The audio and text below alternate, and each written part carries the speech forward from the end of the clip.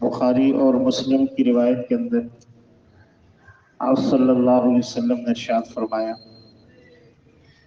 اگر لوگوں کو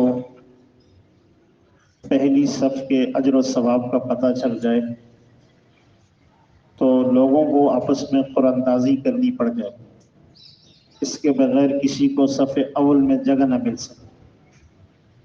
عزیزو، اس سے اندازہ لگایا جا سکتا ہے کہ اللہ کے نبی فرما رہے ہیں پہلی صف کا اجر و ثواب اتنا زیادہ ہے جس کا اندازہ بندوں کو نہیں ہے، لوگوں کو نہیں۔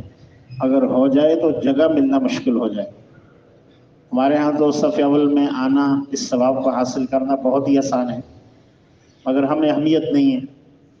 دنیا کے کاموں کی اہمیت ہے، دنیا میں کہیں ٹوکن لینا ہے، ہماری کوشش ہوتی ہے کہ سب سے پہلا نمبر ہمارا ہو۔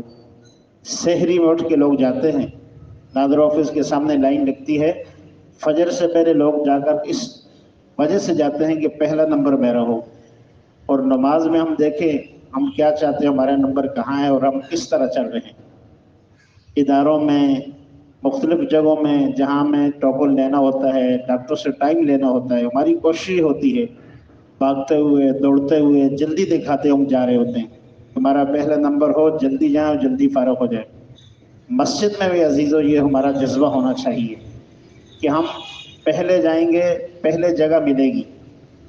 اگر اللہ کی توفیق سے ہم پہلے آنا چاہیں تو آ سکتے ہیں، اس میں ہماری کوئی مصروفیت نہیں ہوتی، بس تھوڑی بہت سستی ہے، سستی کی وجہ سے صف اول کی نماز اور ثواب ہم سے رہ جاتا ہے۔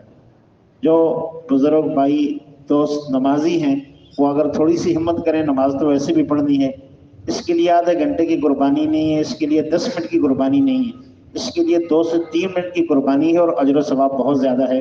ہمیں ضرور اس اجر و ثواب کو حاصل کرنے کی کوشش کرتے رہنا چاہیے۔